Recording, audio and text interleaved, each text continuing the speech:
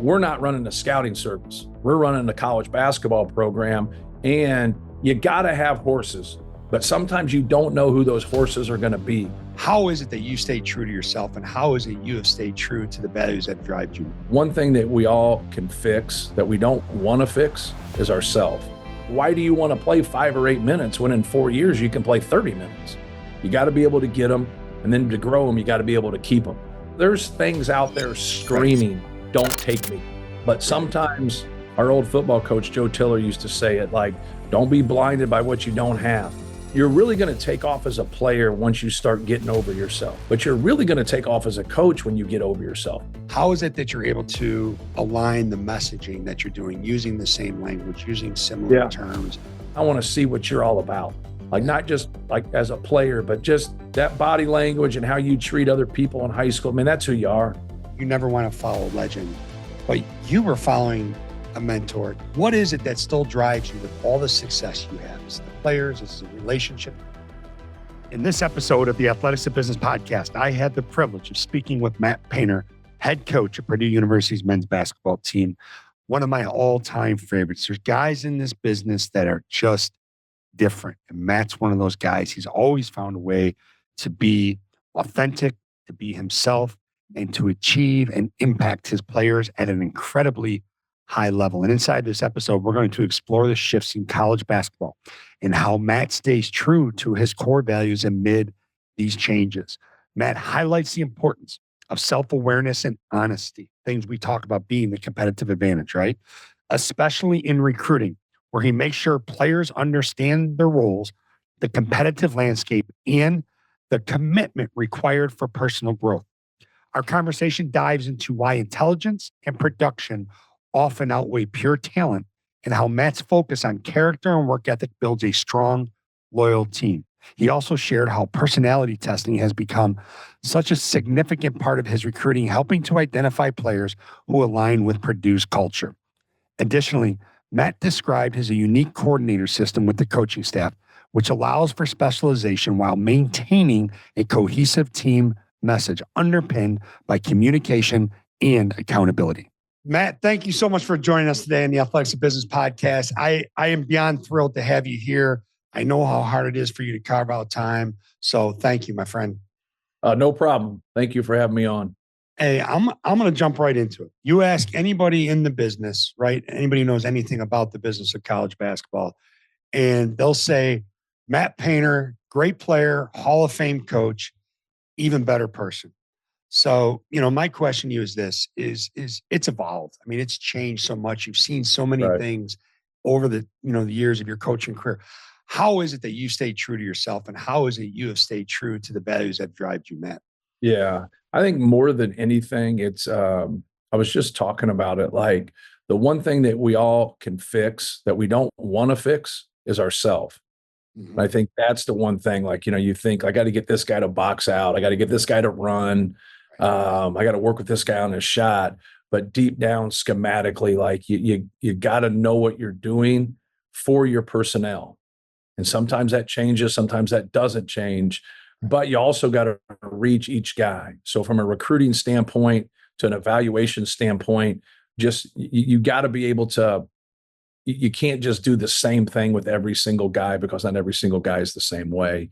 And so just being able to reach them and being honest with them, I think that's the thing that we've tried to do in recruiting more than anything, is be as honest as we can, because like you get to a point to where everyone says it to you, like, well, how are you going to use me?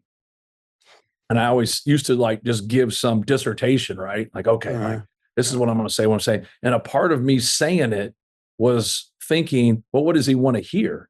Right? We are in the business of sales. Like, what does he want to hear? But then once they get there, like, what if somebody just flat beats him out? Well, that goes totally against like anything you said. Like there was no caveats in what you said. You just said, how are you going to use me? And you answered it. Well, so I always preface this by saying the last like 5, 6, 7 years, however I've kind of changed, is like, if you're going to become one of our top 2 or 3 scorers, here's how I'm going to use you. If you don't, then you're going to have to blend in with those top 2 or 3 scorers from an offensive standpoint. And then right away, like you can see the light go off. I said, has anybody said this to you? Other coaches said this to you? Right. And they'll be like, no, you're the only one. I go, well, they're going to say it to you. They're just not going to say it to you until November 1st, before that first exhibition game. And I just said, because I used to be one of those guys. And I just said, and I didn't realize what I was doing. I just realized, hey, man, I got to sell Purdue. I got to sell this opportunity. But all we're doing is overselling it. But if we get them, we're creating a problem. And now they're like, my assistants will be like, hey, just keep doing what you're doing, coach. We're going to have nobody on our roster. Like, this is great. Like, I'm like, no, we're going to have people on our roster. People want to come here. We might not be able to get a top 50, top 70 guy all the time.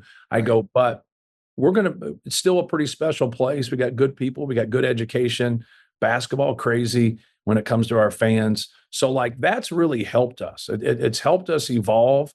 It's helped us get better in role definition. It's helped us keep our players. Like, we've done the best job in the country for a high major program in keeping our guys. Well, I wouldn't say we're under promising. We're just trying to be really, really honest and say, hey man, like, you're not going to roll in here and we're going to throw you the ball more than Zach Edey. Like, that's just not going to work. But when Zach Edey came in, I prefaced that the same way. Like, I didn't promise him anything. I was like, hey, you got to get better. His number one thing to me was, I don't want a redshirt, because I redshirt guys. And they'll be like, well, who are you going to redshirt this year? I go, I don't know. I'm waiting to watch them in practice. And so when they get there, like, why do you want to play 5 or 8 minutes when in 4 years you can play 30 minutes? Like, it makes no sense to me. Like, why do you want to have a heavier load academically when you can have a lighter load academically and get the same degree? And then who the hell wants to go out into the real world early? Like, let's be honest. Like, the only people that like shake their head at that are the people that haven't done it yet. Every person that's went out there that's in their mid 50s are like, yeah, I'd love to have an extra year of college. But when you're 19 years old, you look at redshirting like it's a death sentence, when in reality, it's the best thing for you, because now you get to grow. Now you get to improve, and it doesn't cost you a year. If you sit the bench or you play 5 to 8 minutes, like, you're not going to look back on that and say, you know what, that's okay. Like, you're just not. You're going to look back and go, I wasted a year. Well, now you don't waste a year. So we try to do things kind of really like people were doing it 20 years ago. And we just stay with it, because education hasn't changed. The game has changed. Things around the game has changed. But last time I checked, taking care of the basketball and rebounding were the two most important things. Yeah. So that hasn't changed. So there's still some things that are in there, but it's still their experience. If their experience is 3 schools in 4 years or 4 schools in 5 years, like, where's their loyalty towards? Like, when they get, who are they going back and seeing? They going to all those schools? Or are they like only with the one they graduated, if they graduated? So like, learn to really recruit some guys that fit, that love the game, that education's important, and to have that balance. And then I think you got a better chance to be successful. So when you're honest up front, right? Like, in the recruiting process, when you made that transition, obviously solves a lot of problems down the road, but does that accelerate their self-selecting into the culture that you've had and the way that you do things? Yeah. So like, we've been to 15 out of 17 NCAA tournaments, and we went back-to-back years, not to the tournament, 10, 11 years ago. And with that, we started personality testing. And what I didn't realize it was going to do for me was, it wasn't going to give me the answers. It was just going to give me more questions. So it allows you to vet something. So what people do in the portal is people look for talent, and I'm looking for production, but I'm also looking through production through growth. They're looking at immediate satisfaction of grabbing somebody and getting somebody. Well, if you get 6 or 7 guys and half of them are successful, you're fortunate. But now you got 3 guys, 4 guys that are unhappy. So it's so important to really understand like what you're trying to get to, but you're also really vetting. Like, we've all hired people, and I always call it the 6-month surprise.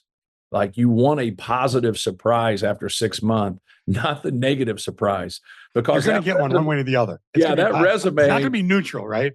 Exactly. And so that piece of it, it's so hard. Hiring is very, very difficult, and recruiting is very difficult. But what they don't understand all the time is, I know exactly who I want. I just sometimes can't get them. But how do you navigate your situation when you've struck out a couple times and still get somebody who's solid for your program. That's probably the hardest piece to do. Well, and this is what's really cool. If I could read something that when I was getting ready for when I was preparing, 2020, number 37 recruiting class, ranked recruiting class in the country. Yeah. 2021, 41st. 2022, 30th. 2023, 73rd. But I read something where I don't know if you had said or it was an observation that intellect and winning attributes supersede rankings and upside. Can you talk into that? Because that's so significant. Yeah, like, as your group is no different than like your organization or your company. It's your collective intelligence. Like where are we in our group DNA? Like who are we? Like, how do we think? How do we process? Like, there's an old adage in recruiting: you got to be able to get them, and then to grow them, you got to be able to keep them. Right. And if you can't keep them, you can't grow them. And so it's real simple. People look at that like, well, that obviously that's profound, but like that's just the way it is. Like if you keep having to train the people in your business instead of them growing because they stay, like you're never going to get to where you need to get. Like, and you might have some success, but you're not going to have ultimate success that way. So you look at those numbers. First of all, it's impossible because the people that are evaluating them, they're evaluating normally the whole country. And it's impossible for them to really dig into each guy. And so what happens is stereotypically, people look at some people that we recruit as not being good enough. And they look at every single person that a blue blood or people that are successful, well, they have to be good. It's actually a joke because when they will rank people that go to those blue bloods higher, I'm not talking about Chris Webber or Glenn Robinson or Alan Henderson or people of that level. I'm just talking about somebody that's a top 50 kid that goes to a blue blood that all of a sudden is ranked 17th. And you're like, you know what? Like, I don't see that. Like, good player, but not a great player. And then when we take guys that they go off of like who's offered them instead of digging into really how good they are. And then what you get is athleticism gets ranked higher than people that don't have athleticism.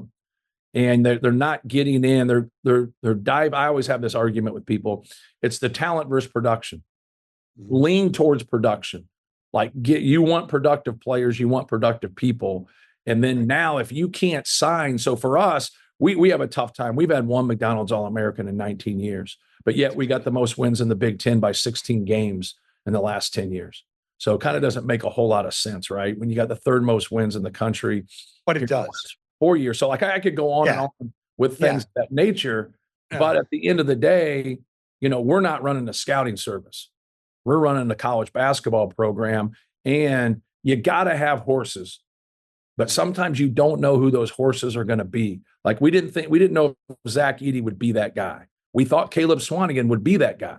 Like Carson Edwards, we thought he'd be good, but we didn't know that he'd be a two-time All-American a sophomore and junior year. Pretty he was a top 90 guy, top 100 guy. Jay Ivey was 87. I just saw one of our graphics is the reason I know his actual number. And then in 2 years, he's the 5th pick of the draft. I was just amazed he was ranked so low. But once again, people aren't evaluating them as much as what they can do and how they can grow for who's actually recruiting them. If that makes any sense. I don't even know if that's a conscious thought on their end. It's kind of, I would think it's subconscious thought. Yeah. And that's what I was going to ask. So like, what's the narrative when they come in, right? Like you're 87th ranked, 87th ranked, you didn't get the respect you deserve, or they're overranked, or is it, hey, you're here, we're just going to do these things because this is what's going to get us to where we need to be. Yeah, well, you're ranked 1 or 500. We do the same thing with you. Like we're going to help you get better. We're going to work on things. We're going to, unpack mentally more than anything.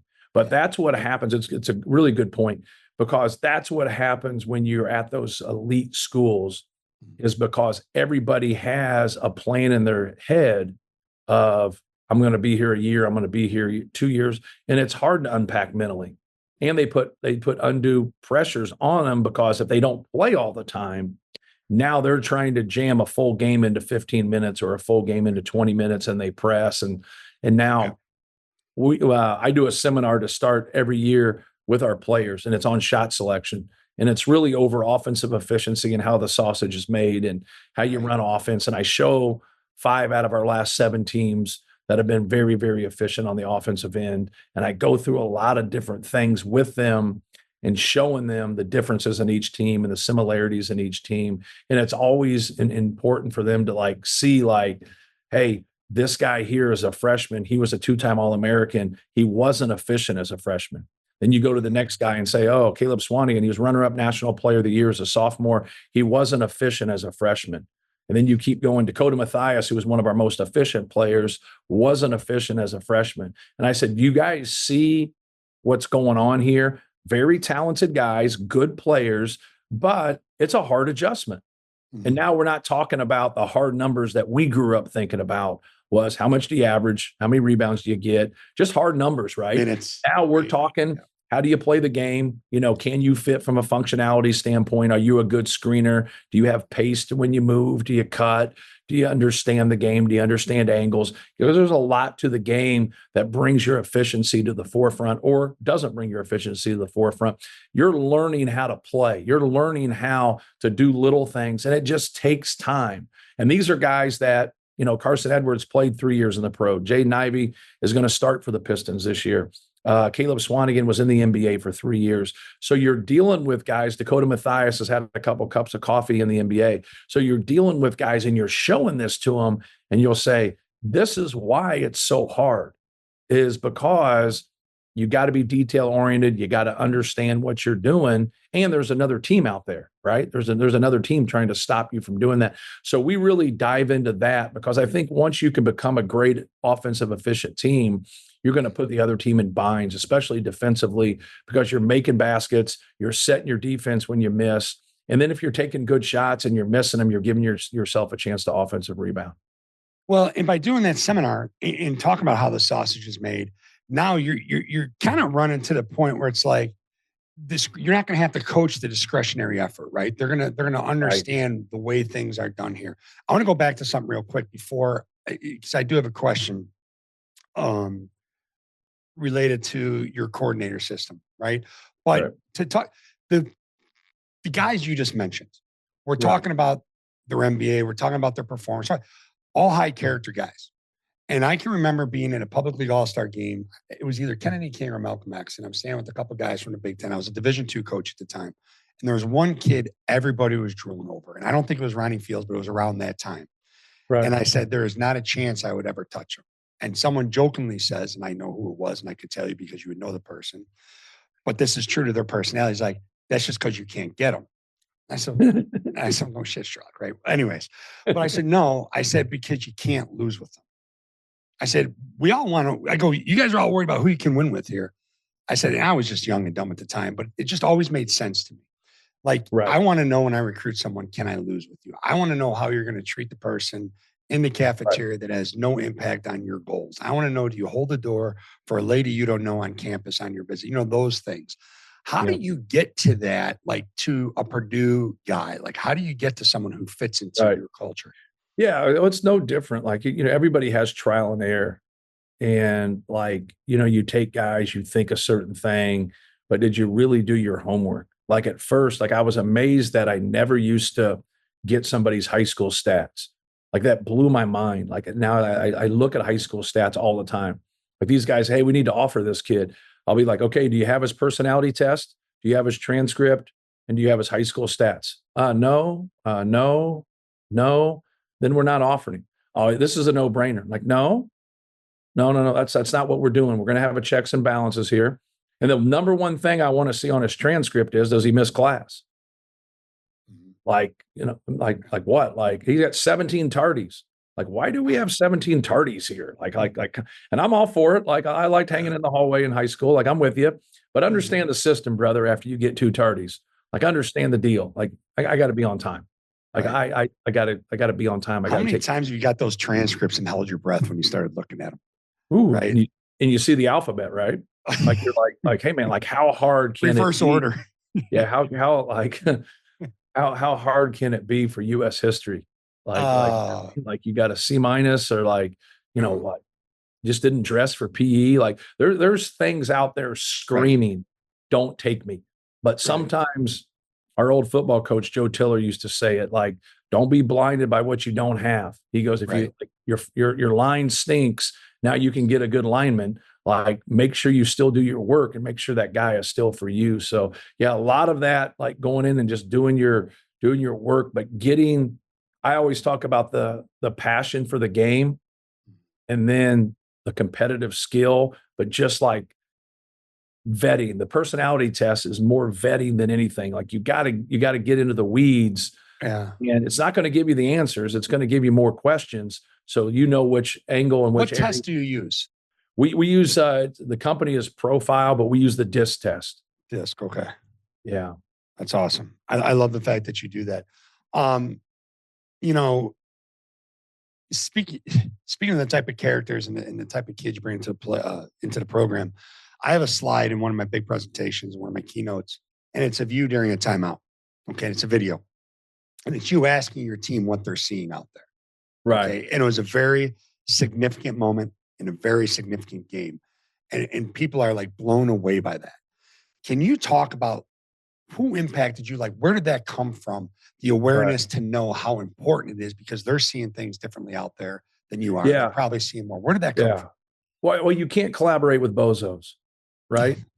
So it wasn't me like having a free for all at a timeout. It was me talking to a really intelligent player that had the confidence to speak up and saying, hey, he's getting pressured too much. I think I know your clip. He's getting pressured too much here. You know, let me make this pass. I can make this pass. Can you make it? Yeah, I can make it. Okay, cool. But you're also dealing with the player who is speaking is very intelligent basketball player and gets it, even though he was young, and gets it. So I would, the credit really goes to him, but it's also like you're really going to take off as a player once you start getting over yourself. But you're really going to take off as a coach when you get over yourself. And that's just kind of part of where it's really helped me here in like the last 8 to 10 years at Purdue, like get over yourself. And I think like any human being is going to like be affected when people say negative things about you when you struggle. Like you're not human if you disagree with that. Like you have to agree with that. Nobody likes, derogatory things to be said about them. But if you're going to start reacting to that, and I listen to it, but I don't react to it. Like sometimes there's some silver lining there. Like when we got upset in the NCAA tournament, like I had some people around me like start to like get mad when they're saying it. And I was like, hey man, they're right. Like a lot of times they're not, but they're right. We did get beat by people we should have beat. And we did fight like hell to be in great positions and then squander those things. It wasn't intentional. And it's not who we are. It's just what we do. So don't try to take it personal, but we all take it personal. But like, they're right. Like that's just part of it, man. Like grow from it. Like if you can't handle it, then don't coach major college basketball. So for me, I think it's important because I don't think it's fair for a lot of the young guys what they deal with, because they've all grown up in social media and they will listen to things that are said that are great about them that can hurt them, and then bad things about them that can hurt them. So like it could go both ways. They struggle and it could hurt them, or they have great success and then they think they're the end all be all. So it's no different than the poison underneath the sink, right? You can stay there for 100 years and not hurt anybody. But if you pick it up and swallow it, you're going to die from it. Well, we talk all the time with our clients about being the face and voice, being the face and voice that your team needs to see and hear. And you are amazing in high pressure situations, right? Like you're neutral, you're even. Right. I mean, you have the energy, you have the focus, and that's so important for your team to feed off that.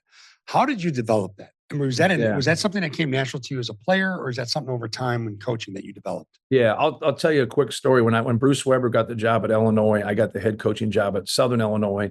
So we had a planned trip to go Sweden, Finland, Estonia, Norway, that area to play games. So when he gets the job at Illinois, he gets his team to go on that same trip to where we're not in the same place all the time, but we are a couple times. And his team played before the Southern Illinois team. I kind of forget how it works. Well, I'd never been a head coach besides in camp. Like I coached 3 games my first year, Division III JV, and we were 3-0, 3-0. We were down 20 in every game. We were down, yeah, there it is, instant brilliance, right? So 3-0, down 20 in every game. So that's the only time besides, working with little kids in camp that I've been a head coach. Right. And so in the middle of this game that we're playing in one of those countries, I'm yelling at one of our guys, or I'm yelling at a ref, or I'm doing whatever. And all of a sudden I bump into somebody. And I just went all the way down the sideline to the other coach's box. And I bumped the other coach, and the guy put his arm behind me and says, "Coach." And he just opened his hand and get your ass back to where you belong. I was like, whoa, I don't have a good feel here. Then I get a couple technicals for using my hand. I use my hands when I speak a lot. So if you come to practice or whatever, somebody said it to me the other day about hey man, golly, you gesture with your hands. Well, I always clasp my hands after you get those technicals behind my back during the game. And then I just realized whenever I get into that way, or I get going like that, I jump over the fight a little bit. So I haven't got a technical in 10 years, but it helps me move from play to play. It helps me to stay ahead of it and not overreact to calls, not overreact to something that goes against us. And just like you would tell a player when he makes a mistake, hey, next play, man, move on. I just move on mentally and just try to think ahead. So I'm going to have our team prepared. So it was something that kind of happened organically because of a couple of those incidents that I had. And then I just was I'm a much better coach this way. And our fans don't look at it that way. They look at it, because I follow Gene Katie, I'm not working the refs, right? I'm not getting a call. I'm not doing things. And I'm talking to the officials all the time. I'm just obviously I hear more diplomatic about it. And, hey, it was a different time back then. It was a way different time. But be yourself. It's okay. That piece is okay. And when you follow someone as successful as I did, people are going to look at things differently like that. But that's how I got to that point with it. But more than anything, just getting over myself. It's, I'm a part of what goes on here, but I look at it as I got to do my part, but it's also a small part. It's a player's game. So to that point, you have a coordinator system, right? And there is this business of college athletics. We don't even just say college basketball. College athletics at your level is incredibly ego driven. It is what it is. I mean, it's just an issue. You look at any business at the top of the top, there's a ton of egos, and people have a hard time letting go, of control. Sometimes it's a thing where you're beating yourself up am I not good enough as a head coach to just do this myself and not have to have? But you have, first of all, it was your idea, right? It was something that you saw as you just watching football. But how did it come about? Was it a challenge for you to let go of it? I mean, was it hard or just kind of talk about that? And it's also you're a part of the prep. So you're a part of, getting ready and what you're going to do in practice for those 3 days. And you're talking about, here's what I think can work, here's what not. But they normally come to me with it. So they come to me and they talk about, especially offensively, they'll come and talk about some things. And then sometimes it's just it's status quo because you play some people that are very similar to who you've been playing. So defensively, when they come to me, they normally only have a couple things because we have a system. We're going to guard things about the same way. And then there's times man, I don't know if we can double the post this way. I don't know if we can, handle this in ball screen defense the way we're doing it. And that's where we'll make the adjustments. And we're normally colliding at that time because they do a lot of their work beforehand. And then I do a lot of my work after we play a game. I don't ever get ahead, no matter who we play. So if we got to play somebody on Thursday, I'm just worried about them. And then we got to turn around and play on Sunday. I don't get to that until Friday morning. So I don't, they might give me stuff to help me get up to speed. Right. So a lot of times when I come to them after I watch a couple games and all the clips, hey, I think we got to do a few things differently. Or there'll be games that you come to them and say, I don't see any change here in what we're doing. And they'll be like, yeah, me either. I think we're good here. So we're always prepared offensively for differences. So I really believe you take the emotional, I wouldn't say it's guesswork, but decision-making out of it by just doing your work early to say, situationally, here's where I think. And I try to flip things. I try to say, if I was going against us, here's what I would do. like I would do these things here because I think this is where we're most vulnerable. We can get exposed the most. So let's be prepared for that, even though that isn't something that they traditionally do. So just trying to, just troubleshoot all vulnerable situations and scenarios and areas. So you're on top of stuff and just having everything prepared more than anything. When we switched offensively, our vernacular, everything has a meaning to it. So like it looks like it's tough. It's really the illusion of complexity. It's pretty simple, but you got to know what it means. Yeah. And like we put the time into it. It's no different than a little kid in vocab words. Like if you know your vocab words, great it's analogy. like, there it is. What does that do? And then think about like the business world, right? Where you have the micromanagers, you have the people that lean over their people, whether it's from the executive level to the second line level to the front line. What does that do for you for mental bandwidth, right? And decision-making fatigue? It kind of frees you up a little bit during the game. It does free you up. Yeah. But you got to make sure, like, there's nothing wrong with micromanaging somebody that doesn't have a great deal of experience and then weaning off of that. But if you just micromanage your whole group, like you either have the wrong group or you're the wrong person, right? Like it's just like micromanaging. There's nothing wrong with micromanaging somebody that doesn't have that experience, but someone who does have that experience and know what they're doing and they're lockstep with what you want in your organization, like it's going to work. Like you're going to hurt yourself. Like you're just going to, and you talk about, so you have the offensive coordinator, you have, who does your defense? Does Paul do your defense? Paul Luss does defense and Terry Johnson does defense. Brandon Brantley does personnel. Sasha Stefanovic does out of bounds and side out of bounds. PJ Thompson does offense. And then I do all the ATO special situations, late game stuff. And sometimes we will stay with what we normally run. And then sometimes we'll go to different specials and different. So we have some different packages, some different stuff in there. And I used to get into a lot of things that had to be specials at those times. And it just doesn't, sometimes you think you're just trying to fool somebody too much. And like, it's like you end up fooling yourself, right? Like just stick with the strengths of your team. If you want to get into something different or you wanted to, now, like when you get into like short clock on the side, have to have a 3, you got to have some good stuff there. Like you got to have some things that you can go to. But if you got a full clock and you got execution, like go to your strengths, go to where you're the most efficient. So with all these different guys, different coaches doing different things, how is it that you're able to, great cultures have they have shared languages. How is it that you're able to align the messaging that you're doing, using the same language, using similar terms, and making sure that even though everyone has different personalities, the kids are hearing the same things from everybody on the stage? Well, you have to find out what they're taking in. So like we start, like everybody does a lot of workouts in the summer. We don't, we practice. So you got to start it early. So you started in June, you started in July, you start with the vernacular, you start with them understanding things. We have our teaching tapes in terms of the plays that we run. And then we have everything, in our video catalog. So they can go to these things and they can learn. We have a lot of individual tape with the coaches. So you're talking to them. So you don't have the mixed messages of you asked a question and 3 assistants gave 3 different answers, right?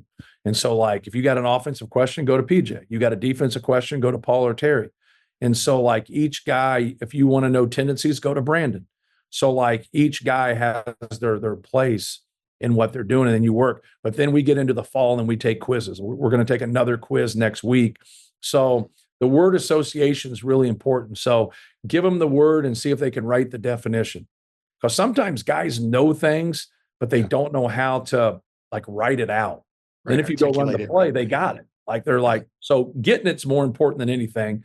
We have guys that 100% get it and they won't have a great score on their quiz. I'll be like, man, what's the issue here? Well, we all learn differently. Like sometimes you got, the video helps you. Sometimes the walkthrough helps you. Going live helps you, and then we'll flip it and give them the definition. And then they got to give the word. So you see who's connecting, who's 88% on both, who's 100% on both, who's 60% on both, or one guy's 85 on one and 65 on the other. You're like, whoa, like, well, he learns that way. He learns a little bit different, but you're just trying to find out what they know, because what I know is not important.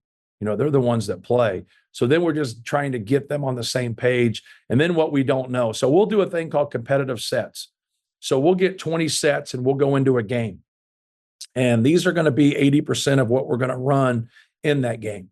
All right. So we'll get 2 ends, black shirts at one end, gold shirts at the other end. They'll run a set. Coaches can't talk. We'll put the board up. So they got to run it. So then they run the same play again, but they change ends. Why they change ends, if you're a multi-positional guy, you change positions. So we get it set up to where they know, okay, I'm the 1 here. We change ends. I'm the 2. Who's coming in at the 1? So they know exactly what they're doing. So we go 20 minutes of that in our 20 sets. We'll get to out of bounds plays. We'll get to side out of bounds plays. We'll just do it for the full 20 minutes. And then when shots go up, you got to get to where you're supposed to be rebounding. You got to get to where you're supposed to be the safety. We pick the ball up. So the point guard's got to get to the nail to get long rebounds, but also pick the ball up at that point. So you get a point if you run the play right, and then you get your jammer safety rebounders right, and then you move on. But if you don't, you don't get a point, whatever it is. But whenever that mistake gets made, the play gets written down and the mistake gets written down. And then when we get to the end, we go through it with everybody. So everybody gets that. So say one team made 5 mistakes, one team made 4 mistakes, which happens. That it just happens. So like now you got 9 things. So now we're going to go through all 9 things and talk in great detail about it. Well, 3 or 4 of them were probably a jammer safety rebounder situation. We don't need to go through that. They know that. They just didn't concentrate and they just didn't do it. So we got a handful of things we have to go through that they ran in multi-positional things for about probably half of them. And then we just keep doing it. I love this. And you know, it's funny. I was at a shoot around a couple of years ago when Creighton was at Texas, and Coach Mack and his staff, everything they were saying was game volume in a walkthrough, right? And when, as you're talking and telling me this part, all I can hear is your practice, guys yelling, guys complaining that it wasn't a mistake. You know what I mean? But the sense of accountability and the battles that must create, like the complexity, right? We talk about you can only grow through discomfort. And how do you help your people figure out how to create that order out of the complexity? There has to be just some intense moments in your practices. Well, when you get, and that's a big piece of what we do in recruiting, like it doesn't work with guys that aren't going to be able to pick it up. Like, you know what I mean? But I always tell them, we haven't had anybody in here that couldn't pick it up. All you have to do is give an effort and try, but you got to treat it like a class. Right. You got to treat it like a class. And I think that's what really helps, because I've had people in recruiting be like, man, I just don't know. I said, man, hey, it doesn't matter. I said, if you like basketball and you'll put the time in, which you will, I just said, you'll really, really enjoy it. But they do get into arguments there because they're like, hey, I did this. And I like it from a standpoint of you did your job. And now you know you did your job. Well, defend yourself, but don't start with some BS here. And you're trying to con me like I'm, some official down the street. Like, you know what I mean? Like, no, like we're taping this. Like stand up for yourself, but don't be blowing smoke here. Yeah. Let me ask you this, and I know you don't like to talk about yourself, but I have to ask you this question because I believe that connection is the key to the relationship, right? Like your ability to connect and figure out what makes each player tick, what's meaningful to them. What are the little things that you do, like the intangibles as a coach, that help you form and forge those unbelievable bonds that you have with your players so they let you in, right? And they let you in and figure out what makes them tick.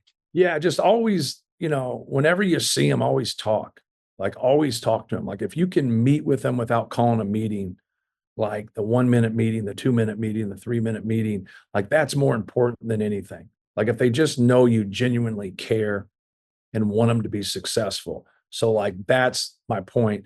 The other thing that I do is like, I just try to own when I make mistakes, because that's what I want ultimately them to do, because that's when you can grow. You own it, you fix it.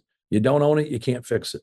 So, but if I don't set that example and say like, I referee practices because I don't want the back and forth banner with my assistants. I want them to have good relationships. And that's what a lot of coaches do. And like all of a sudden they're like, hey, like coach is killing me, man. Like he's like over here. And then you're like, So I just ref by myself. And I Yeah. just said, hey, you can deal with it. I said, but if you're gonna like turn on me or like run your mouth, like I'm gonna turn on you, because that's what a Big Ten official is going to do. If you're disrespectful to him and he gives you a tech and you're still disrespectful to you, he's not giving you a call, and no, nor should he. Like, and so like get them to understand, like, don't jump over that competitive wall and make things personal or do things there. But like as a coach, like anytime that you can have conversations with them when you see him about stuff, even if it's just small talk, like you have to, like you have to like be there and make sure. But I'm not a big phone guy. It doesn't mean I don't get on the phone and call recruits, because obviously you have to, or text them because you have to. But I will go out. I go out a lot. So that's what I want. I want to see it. I want to be seen, and I want to see what you're all about. Like not just like as a player, but just that body language and how you treat other people in high school. I mean, that's who you are.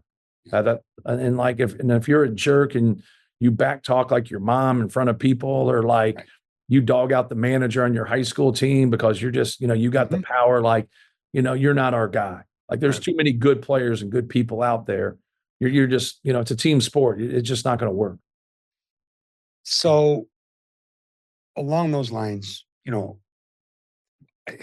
what did Coach Katie mean to you?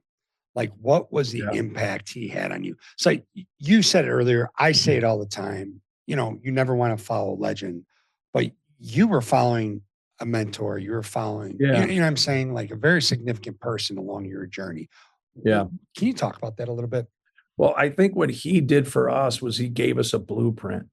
And I think a lot of what you see in college basketball, the blueprint is to cut corners to get where you need to be, because there's a lot of successful people in our Hall of Fame that cut corners, and there's a lot that didn't. And like who are you? Like we have a great example of someone who's stepping down from the business, and Tony Bennett, who is as straight up as anybody who's ever coached college basketball.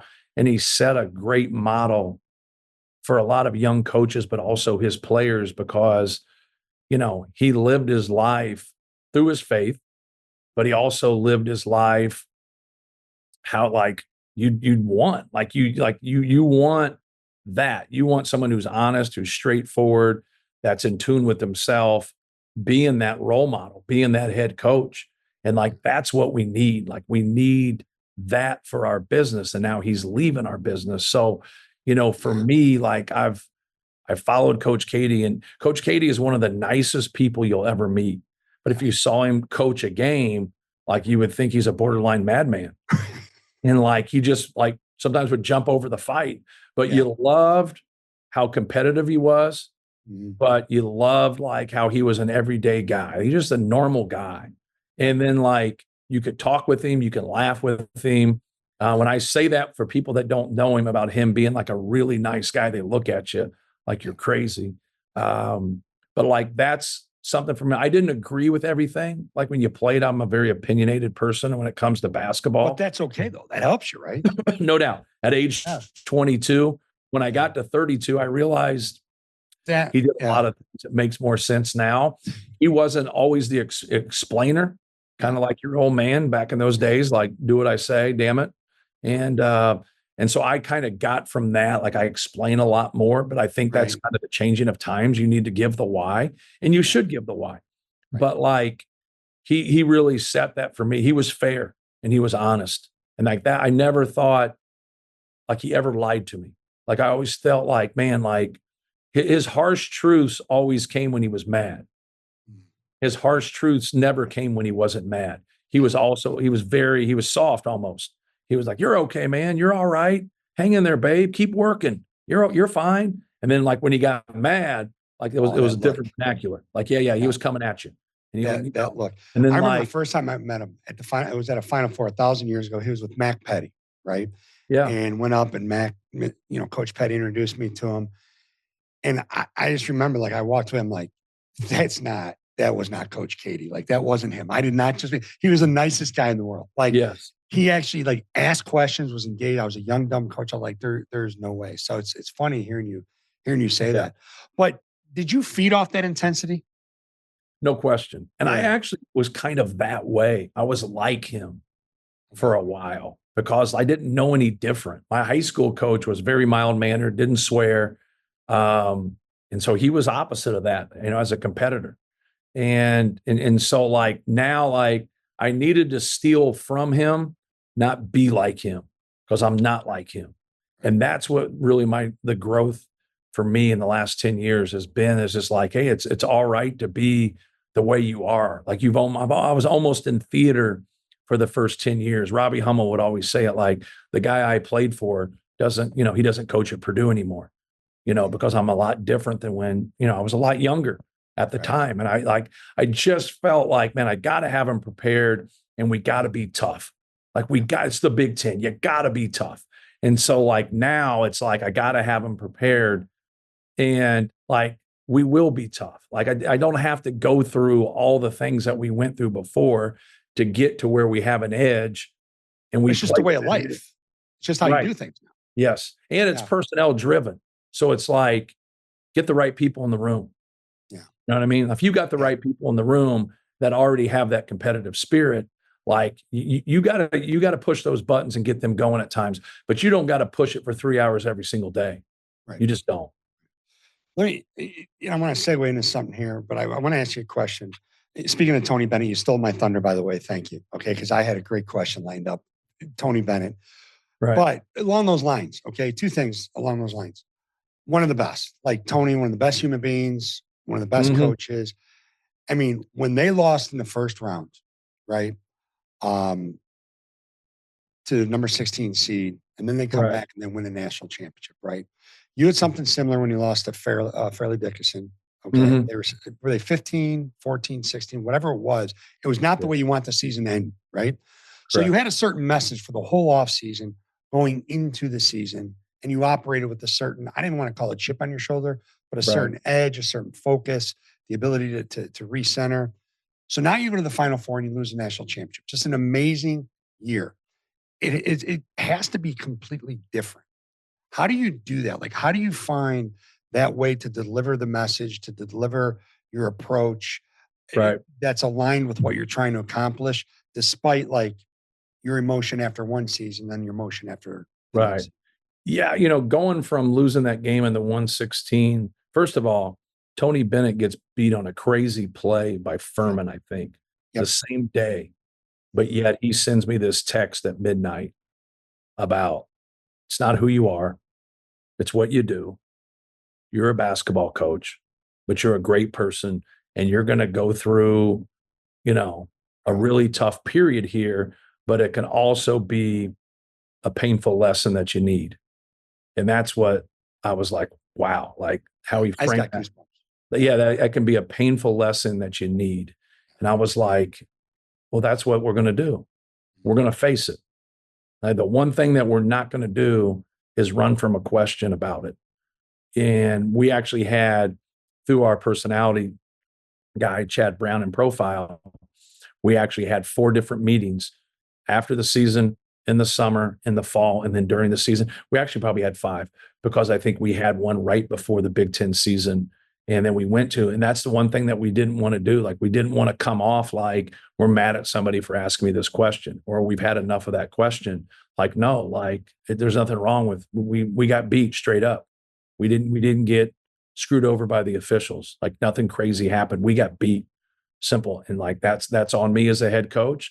That's on them. And if we can own that, I think that gives us the best chance to keep that edge and to be able to make the run that we did and put us in a great position to hopefully, we wanted to win a national championship. We came up a little bit short. So like, that piece of it was really, really good for us to kind of like, hey, I'm a big believer in, you got to sit in some things. Like, you got to sit in it. And like, man, that just like, whenever like I have that or whatever, I don't like it, but it helps me. It helps me get it going and grind and try to get the best out of everybody. How with your staff, you have a couple of young guys on the staff, how are those conversations about things like that, right? Like, you don't want to be overbearing as a mentor towards them, but you also want to share things, kind of accelerate their learning curve, shorten up some things that took us a little bit longer to learn. Right. Yeah. We have 2 GAs that played for me, and then we have 2 other guys on staff. Sasha Stefanovic and PJ Thompson that played for me. Brandon Brantley and I were teammates. Paul Lusk and I have worked at Purdue together twice and worked at Southern Illinois together also. So I have a lot of familiarity with a lot of our guys. Our Dobo went to Purdue. But the main thing is just trying to explain and give them the background of certain things. Okay, here's this deal in recruiting. Here's what's going on. And here's the why. And here's what you got to look for. And just like constantly like kind of talking to them through. Our GAs work our guys out a lot. So like, kind of talking to them about like, hey, here's what you need to work on. Because when you get down to it, like the two things that only really matter, especially after you play 1 year of college basketball, is what gets me on the court and what gets me off the court. Does like anything else matter in your mind? Because a lot of things mattered when I was 17 and I chose a school. I get a kick out of some kid going, yeah, I really like your campus. Like, who cares? Like you like flower beds? Like you like the brick buildings? Like, who cares? Like, and so like everything matters. Like the Nikes matter and like this matter. And then after you play 1 year and you don't get what you want, none of it matters. You're like, I'm going to get a good education no matter what, but my happiness is going to be driven through basketball. So when I recruit those guys, I said, hey, your happiness is through you playing and you winning. Period. So if you're not going to play for us right away, because people will use against us that we redshirt. Yeah. He said, well, go somewhere else and not play. And I said, then transfer after that year. Now, where do you sit? You think the schools, you're going to have better schools then? Like worse schools? I don't know. You might. I go, but you're looking at your happiness, but yet you're trying to dodge adversity because I got two guys in this position. I just lost out on a kid. And it was like, well, I just felt I had a better opportunity there. I'm like, yeah, no shit. They're not as good as we are. Like, no kidding. I go, but why can't you come in here and beat these guys out at our place? Yeah. And they'll look, you think I can beat them out? I go, yeah, I think you can beat them out. I go, but I think they can beat you out too. So you're like, I'm not trying to set this up where I think you're my guy. Yeah. I go, I'm going to give you everything in your power to be successful. But I'm also going to give the other 12 guys the same thing. I go, like, I'm for everybody.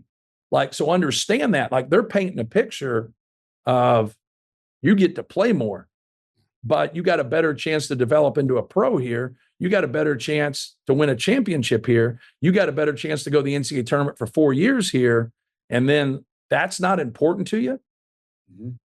And so, like, because we didn't used to be that school. And now we're that school. And then sometimes those guys will look at us like, well, they start to, hey, guy, that's not our guy. That's not our guy right there. And even though we recruited him, we offered him, we got there, you really don't know until, the rubber meets the road. Right.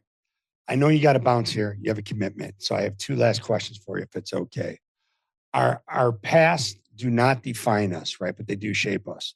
Yes. Rumor has it, in your hometown, the most epic pickup games on Friday nights were in your backyard. Is that true? We had some good ones. I heard you had some battles. So they were more battles for me when I was younger because the older players were there. The older players weren't that good, but when they're 3, 4, 5 years older than you physically, those are always challenges. Yeah. So like, we had a 50-foot slab of concrete, and then we had railroad ties that got put together that made like a T with floodlights on them. So cool. Yeah. And then we had some pine trees to the side of it that could knock the wind down. It's like a hoops field of dreams. Kind of. Our front yard was our football field and our wiffle ball field, and our backyard was that. So, okay. Next question. World Series, Cubs, Orioles. Who are you rooting for? The Cubs. I'm not really an Orioles fan. My favorite player is Eddie Murray. Okay. So like I always would say I'm an Orioles Eddie fan. Before Cal Ripken? Yeah. He I love tattooed one off the scoreboard when I was like 9 years old when they played the Pirates in '79. So were you ever really an Orioles fan or just an Eddie Murray fan? I probably just an Eddie Murray fan. Okay. Like I was that way. Like Dr. J's my favorite player. So I always said I was a Sixers fan. Yeah. But then like once he left, I liked Charles Barkley. But then once he left, like I haven't been. So I'm not. Wasn't a whole lot there. So I'm not. But no, I'm a diehard Cubs fan. Like That's awesome. That's awesome. Like now, it's last question. Yeah. I know you got to go. You talked about Tony Bennett, right? Right. And folks like you and Tony, Coach K, Coach Shipman, you'll know when it's time. Like you know when it's time. It's not time for you yet. But there's something about you that I sense you focus more on what gets you up in the morning than you do what keeps you up at night. What is it that still drives you with all the success you have? Is it the players? Is it the relationships? Yeah. What is it? Well, we had 5 freshmen that didn't go through what we went through last year. They deserved to go through it. You know, it was like one of the things when we went to the Final Four, like you don't think about what you're going to do and how you're going to handle things. You're just going to be, you know, it's more of a relief than it is anything. And it shouldn't be a relief. It should be joy. And there's joy there, but it's still a relief. Like you carry a pretty strong burden. And then I have to go over and do a radio show with Robbie Hummel right away while I'm on the court and he's already crying. So like he's happy for us and I'm guilty that I couldn't get him there. And so like that's the point. Like you just want it. Like I watch these guys sacrifice. Like I watch them come to morning walkthroughs. I watch them take shit in social media. I watch them go to class. And there's a lot of people that do that. I understand that, but that sacrifice or whatever. But like now I want to pay them back. And I want us to be able to win a Big Ten championship with them, go to a Final Four with them, hopefully win a national championship someday and be a part of that and do it for your fans. And so that's what kind of like drives me. I'm better at piecing things together. And I love piecing it together. I love like figuring out like this is going to work with this and this is going to work with this. And this guy here is a little shorthanded in these areas, but man, he's got a competitive spirit and he's tough and he's about winning and he's going to help us. Like I like taking somebody that nobody else wants and they end up being players and because you see something in them but now you got to get it from them. You got to get it from them. Matt, thank you. I cannot thank you enough. I appreciate no problem. you. I appreciate your time, my man. Good luck. I'll see you somewhere along the way. I wish I could see you out in Omaha, but good luck and we'll talk soon.